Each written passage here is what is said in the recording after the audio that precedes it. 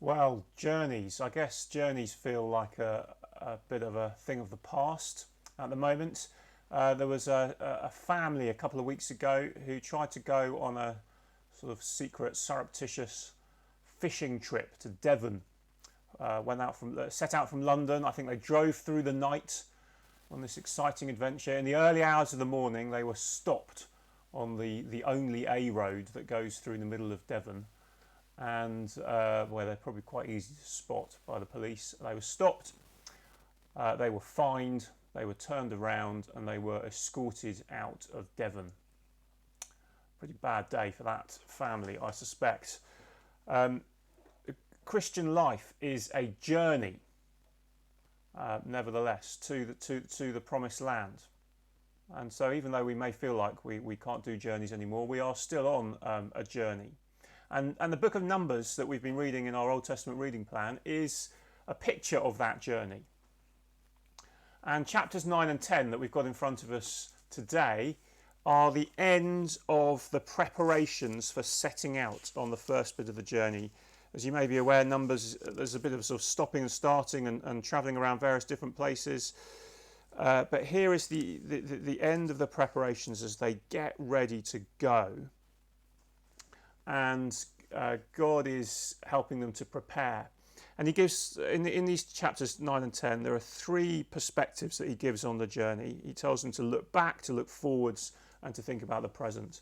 So first they're to look back as they journey to the Passover rescue. So chapter 9, verses 1 to 14. And some of the similarities here to Exodus 12 and 13, where the Passover is instituted, the Passover came just before the journey, didn't it? It was the Passover, and they were told how to celebrate it before they left, and then they were rescued, and off they went on their journey. And again, they're told how to celebrate it, and then they're going to go off on the journey. But there are some slight differences, and one of the interesting things is they thought of some situations where it might be difficult to celebrate the Passover, and so they say, "What about if someone's touched an unclean, or touched a dead body and become unclean?" And so Moses goes to inquire of the Lord, and the Lord comes back with an answer. But he also adds in not just what should happen if you've touched a dead body, but what you should do if you've gone off on a long journey. And that immediately makes you think, well, this is the people of God on their way to the promised land. What would people be doing heading off on another long journey that isn't the journey that they're meant to be on? That doesn't really make any sense. And the point is that as they celebrate, God is now giving them instructions that will only make sense once they're actually settled in the land in the future. So, and it's the same with the trumpets. Chapter 10 starts talking about trumpets, and that's to do with when they're to get up and get on with marching, and then another trumpet tells them to stop marching and wait. But then suddenly verses 9 and 10, he's talking about what happens when they go to war in the land that they're not yet in, and then what happens when they're celebrating the feasts and the festivals in the coming years, again in the land. So they're looking back to their Passover rescue, but as they do that, they're also then anticipating the future, and God is using this to give them assurance that these things are definitely going to happen by talking about the future in the present.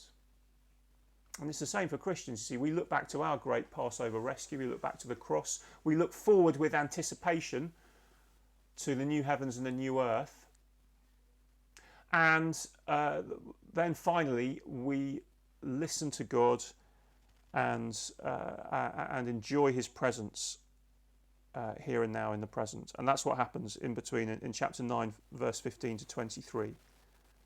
The people of God are to listen to God's voice, and we saw last time that that's a big theme in Numbers. They need to listen to God's voice, and they enjoy his presence with them. The cloud, which is guiding them, going up and down as to when they should be starting and stopping their journey. Listen to God's voice, and then God is with them. And that's still the same for Christians today. Now that Jesus has come, we look back to the cross, we look forward to the new heavens and new earth when Jesus returns. we enjoy God with us by his Spirit, not merely a cloud, but a Spirit indwelling his people individually and corporately. And so even now, while we're unable to journey physically, we're unable to gather with one another physically, these things still haven't changed. The past hasn't changed. We can keep looking back to the cross.